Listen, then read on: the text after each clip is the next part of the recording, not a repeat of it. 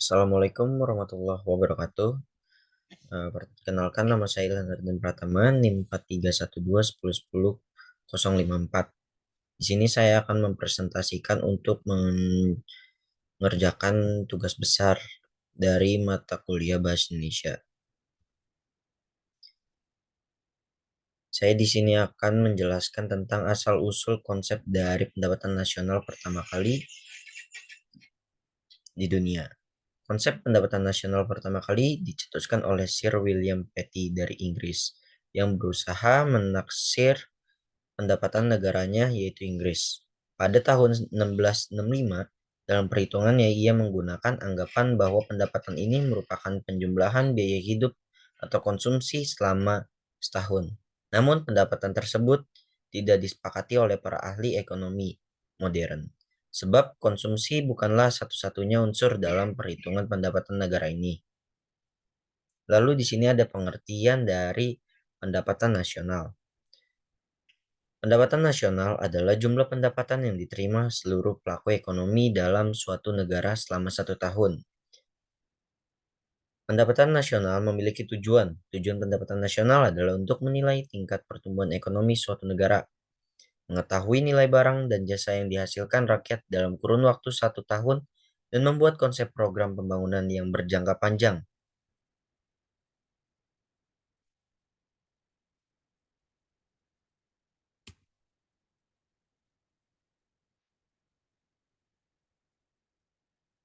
Di sini lalu ada jenis-jenis pendapatan nasional. Yang pertama itu ada Gross Domestic Product atau bisa disingkat dengan GDP. Produk domestik bruto adalah jumlah produk yang berupa barang serta jasa yang dihasilkan oleh beberapa unit produksi dalam batas wilayah suatu negara atau domestik selama 1 tahun. GDP, adapun rumusnya, GDP sama dengan pendapatan masyarakat dalam negeri atau DN ditambah pendapatan asing dalam negeri atau DN juga. 2. Gross National Product atau GNP. Produk nasional bruto atau Gross National Product adalah nilai produk yang berupa barang serta jasa yang dihasilkan oleh penduduk dari suatu negara atau nasional selama 1 tahun. Produk nasional tersebut termasuk yang dihasilkan oleh warga negara yang dihasilkan di luar negeri. Adapun rumusnya, GNP sama dengan pendapatan WNI DN ditambah pendapatan WNI luar negeri atau LN dikurang pendapatan asing DN. Yang ketiga ada Net National Product atau NNP.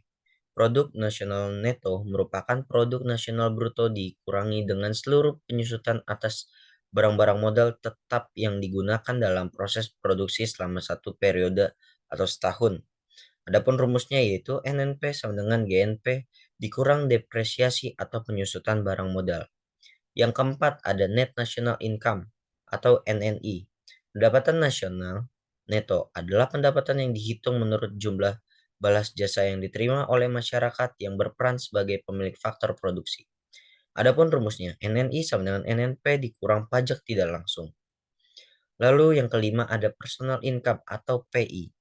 Pendapatan perseorangan merupakan jumlah pendapatan yang diterima oleh setiap orang di masyarakat.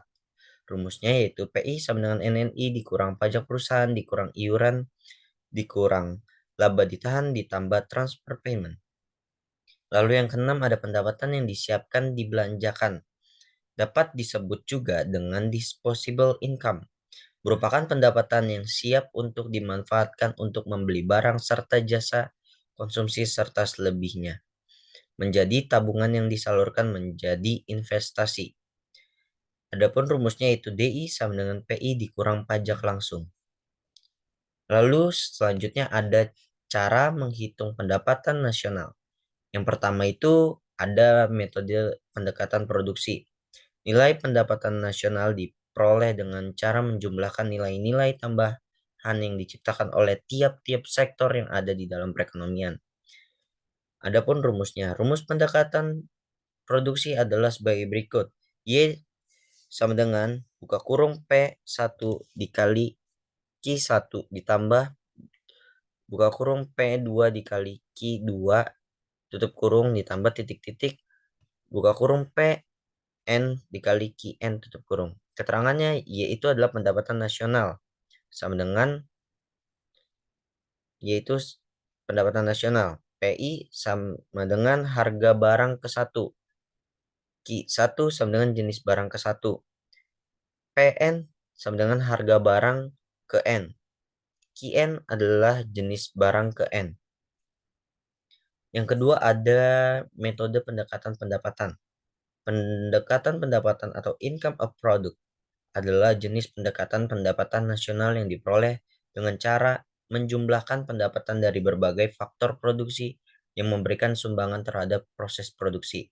Adapun rumus pendekatan pendapatan adalah sebagai berikut. Y sama dengan R ditambah W ditambah I ditambah P. Y itu adalah pendapatan nasional, R adalah pendapatan dari upah, gaji, dan lain-lainnya. W pendapatan bersih dari sewa, I pendapatan dari bunga, P pendapatan dari keuntungan perusahaan dan usaha perorangan. Yang ketiga ada metode pendekatan pengeluaran. Pendekatan pengeluaran perhitungan dengan menggunakan pendekatan pengeluaran dilakukan dengan cara menjumlahkan seluruh pengeluaran berbagai sektor ekonomi, yaitu rumah tangga, pemerintah, perusahaan, dan masyarakat luar negeri suatu negara pada periode tertentu. Adapun rumus metode pendekatan pengeluaran yaitu Y sama dengan C ditambah I ditambah G ditambah buka kurung X dikurang M tutup kurung.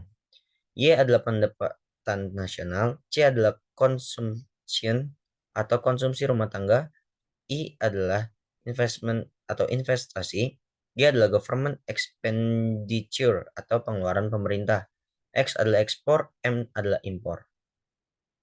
Lalu di sini ada beberapa manfaat menghitung pendapatan nasional. Yang pertama itu ada mengetahui perkembangan suatu negara terutama dari faktor ekonomi. Yang kedua ada mengetahui tingkat kemakmuran suatu negara. Yang ketiga ada mengevaluasi kinerja perekonomian dalam skala tertentu. Yang keempat ada mengukur perubahan perekonomian suatu negara secara berkala. Yang kelima, memudahkan dalam membandingkan kinerja ekonomi dari setiap sektor.